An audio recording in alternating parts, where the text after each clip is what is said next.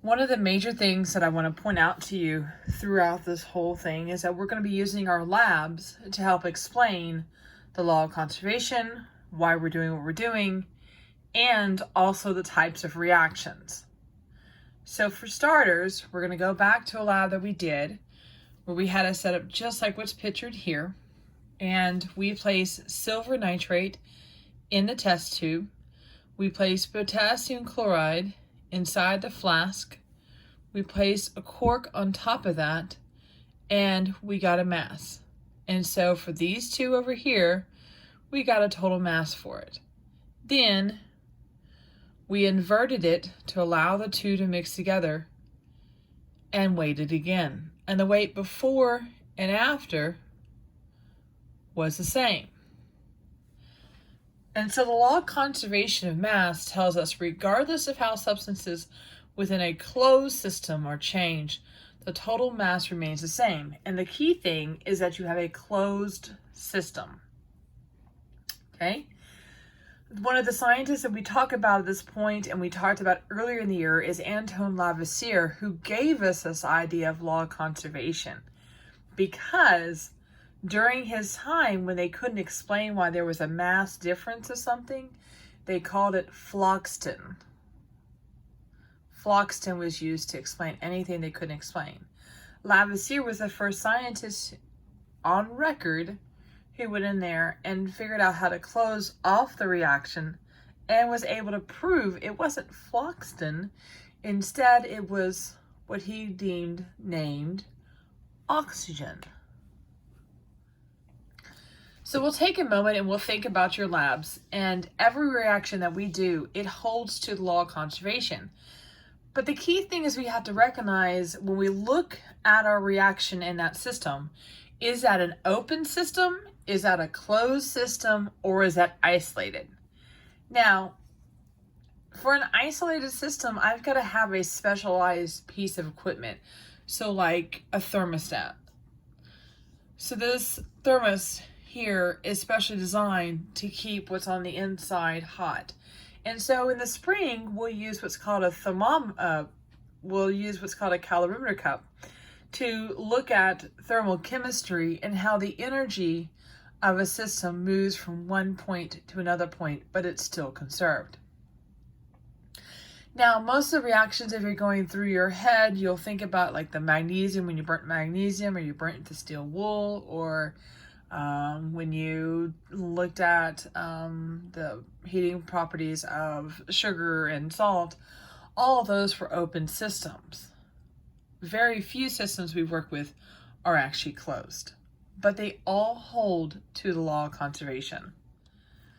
So the first example, we're going to go back to our copper 2 sulfate, and it's actually called copper 2 sulfate pentahydrate. And what that means is that on that crystal, that blue crystal, I have 1 copper sulfate for every 5 waters attached to it. And so the way that we're going to write this is we're going to write CuSO4 dot 5H2O. And so I usually ask my students, well, what state of matter is that in? And they'll say, well, that was a solid. So we're going to put a little S there for a solid. Now, that broke down into this white substance, and then y'all notice that there was some kind of liquid up here when it cooled off. Well, that was copper sulfate, which is the white stuff, and water. And since we're following law of conservation, then that's 5 H2Os.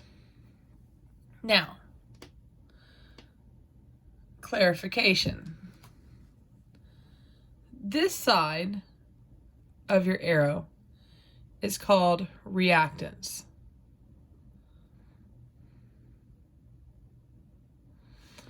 This side are my products.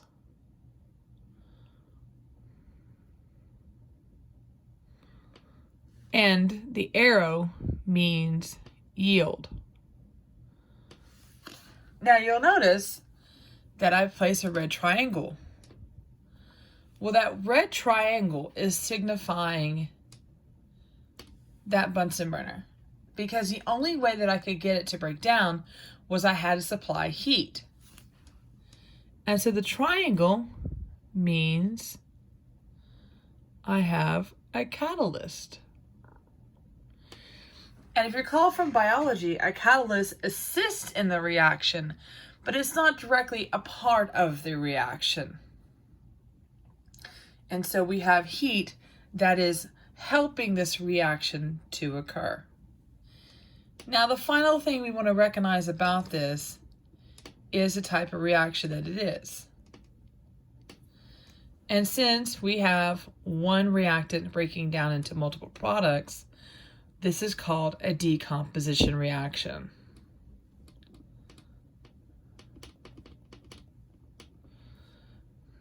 And exactly what we said, it breaks down. That's probably the best definition for it. And a key sign when I'm looking for this is that I have one reactant.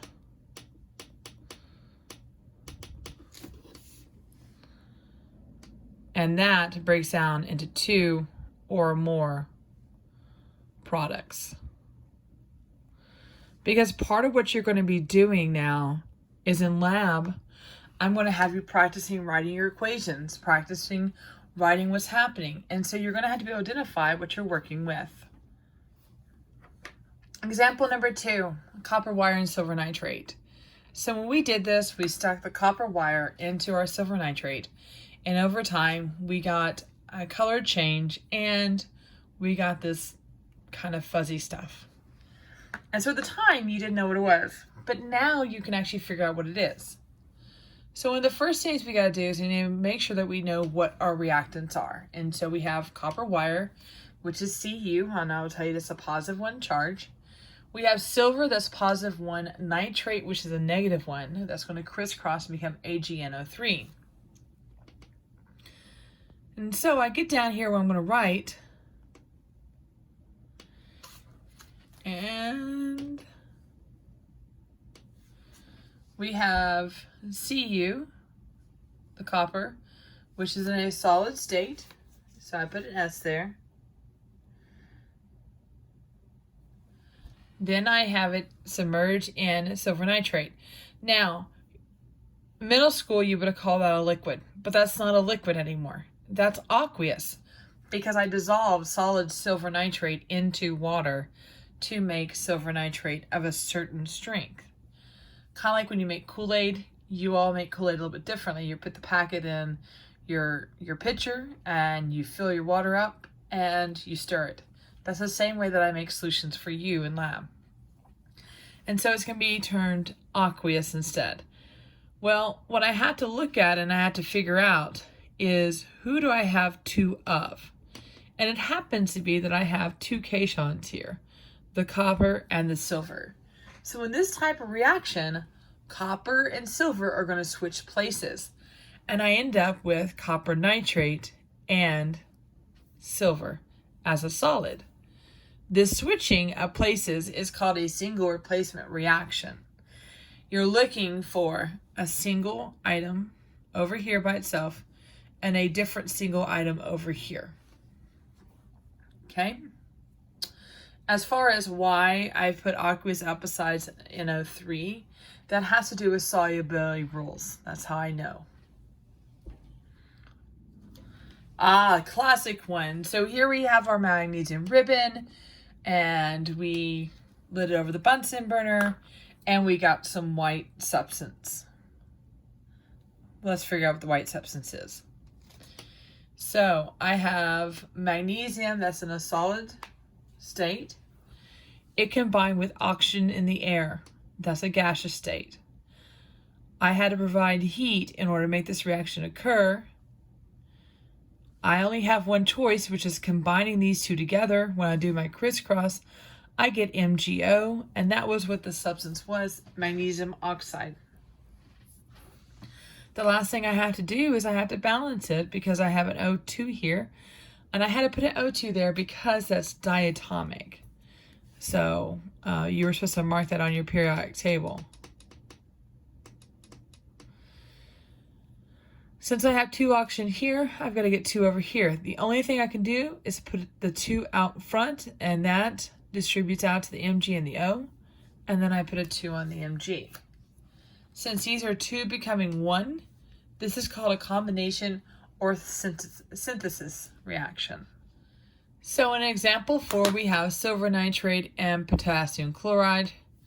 When we did this, we produced a white substance that is actually called a precipitate.